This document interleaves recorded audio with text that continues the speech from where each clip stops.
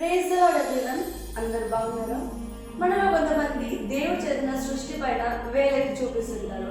అంటే కొంతమంది అనుకుంటారు, దేవుడు ఇది ఇలా కాకుంటే ఇలా చేస్తుంటే బాగుండు, ఇలా కాకుంటే ఇలా చేస్తుంటే బాగుండు, అరే దేవా ఎందుకు నా కన్ను ఇలా పెట్టావు, నా ముక్కు ఇలా పెట్టావు, ఇది ఇలా పెట్టుంటే బాగుండు, ఇది అలా పెట్టుంటే బాగుండు అంటూ చాలా మంది చాలా రకాలుగా దేవుడు ఏం చేస్తుంటారంటే ప్రశ్నిస్తుంటారు.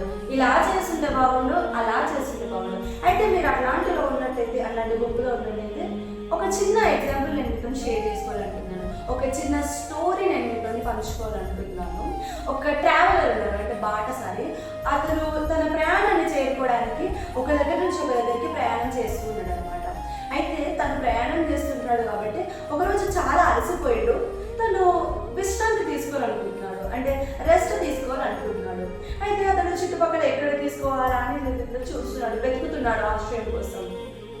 అలా వెతుకుతున్నప్పుడు అతనికి చాలా చెట్లు కనిపించాయి. చెట్లకి చాలా ఫ్రూట్స్ ఉన్నాయి. ఇతడు అనుకుంటున్నాడు కదా, కొన్ని చెట్లు అంట తీగల్లాగా ఉండి ఇలా పారుతున్నాయంట, వాటికి పెద్ద పెద్ద ఫలాలు ఉన్నాయి, లైక్ పంకిన్ ఇలా చెట్టు పెద్ద పెద్ద ఫలాలు ఉన్నాయి అనమాట. కానీ కొన్ని చెట్లు అంటే చాలా పెద్దగా ఉన్నాయట. ఎగ్జాంపుల్ అతను చూసింది ఒక వేప చెట్టు, దానికి చిన్న చిన్న కాయలు ఉన్నాయంట. ఇతడు అనుకున్నాడట, ఈ పెద్ద చెట్టుకు ఎందుకు ఇంత చిన్న కాయలు ఉన్నాయి, దేవునికి తెలియదా? ఇంత చిన్న కాయలు వేసిండు, దీనికి ఎంత స్ట్రెంగ్త్ ఉంది, దీనికి ఎంత పవర్ ఉంది, అట్లాంటి పెద్ద కాయలు దీనికి ఇవ్వాలి. ఇది చూడు ఎంత సన్నగా ఉంది, ఇది ప్రాణం కూడా లేదు, ఇట్లాంటి దీనికి ఇంత పెద్ద కాయలు దేవుడు ఇచ్చాడు. అసలు దేవునికి కొంచెం కూడా తెలియలేదు, ఏంటి ఆయన సృష్టి ఇలా ఉంది అని అనుకొని ఒక వేప చెట్టు మీద పడుకున్నాడు. అతడు పడుకొని తిరిగి లేచాడంట. లేచి చూసేసరికి అతని పైన మొత్తం వేపకాయలు పడిందంట. అప్పుడు అతను గుర్తుకు తెచ్చుకున్నాడంట, అరే నేను పడుకునే ముందు ఇలా అనుకున్నాను కదా, ఒకవేళ ఈ చెట్టుకు నిజంగా పెద్ద పెద్ద పంకిన్స్ ఉండండి, ఇప్పుడు నా పరిస్థితి ఏమయ్యేది, అవన్నీ నా పైన వచ్చి పడుండే నేను చచ్చిపోయేవాడిని కదా, నాకు చాలా దెబ్బలు తగ్గలేదు కదా అని అనుకుంటాడంట.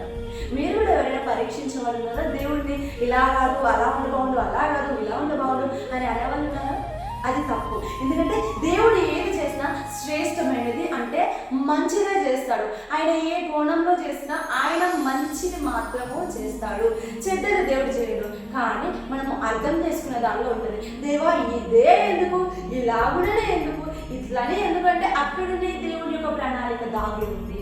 దయచేసి ఎవరు పరీక్షించకూడదు, దేవుడిని ఎవరు అనకూడదు, మీ మాటల వల్ల ఇది ఇలా ఉంటే బాగుందని గునకూడదు. దేవుడు ఇచ్చిన దాన్ని స్వీకరించడం మనం అందరం నేర్చుకోవాలి.